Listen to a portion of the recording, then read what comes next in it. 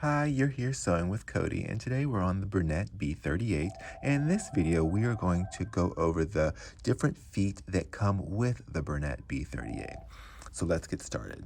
So foot number one is your most used foot. This is your universal foot. This is foot A. This is your zigzag foot. So you can pretty much do most of the stitches with this foot. This is the foot you use most often for your regular sewing. Now, the second foot is foot C. This is the overlock foot. This is a wonderful foot. We use this foot a lot, especially with our berninas. When we are finished, especially a lot of samples that we make for classes that get passed around, is we can stitch along the edge of our raw edge project. And what it'll do with the correct stitch is it will overcast a stitch to secure the fabric to keep it from fraying. And this particular foot has the little guides underneath it to prevent the fabric. And what that will do is the stitches will be created on those little pins, and it'll prevent the fabric from puckering in. So that's foot C. The next foot is foot E. This is your zipper foot. And you would attach it to either side, depending on what side you're sewing from.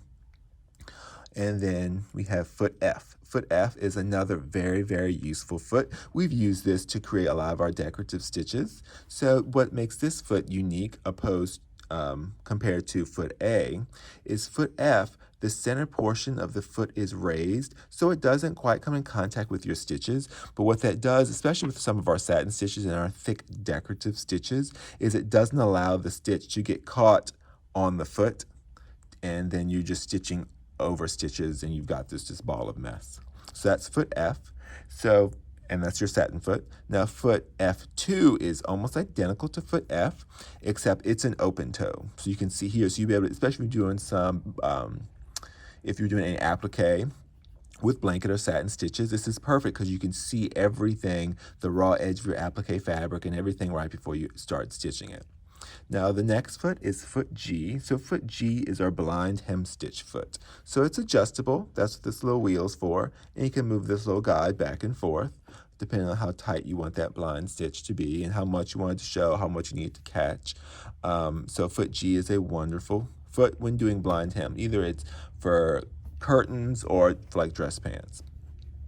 Now foot T is your button sew on foot. So that's the foot that you use to actually sew on a button.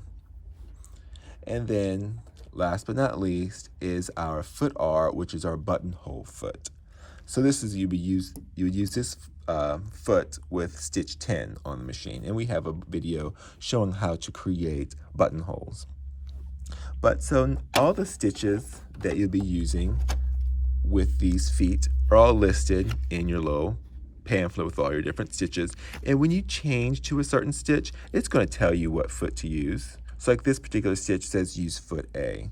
But if we were to change to the blind hem stitch, let's see, or this one.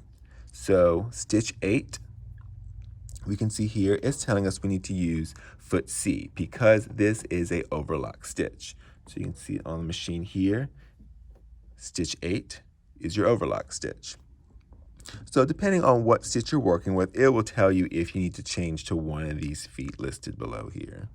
All right, well, hopefully that answers any of your questions you have about the different feet. And we'll probably have some more videos using these specific feet because some of them are just great and it makes it easier to see them in action to truly understand what they're used for. All right, well, happy sewing.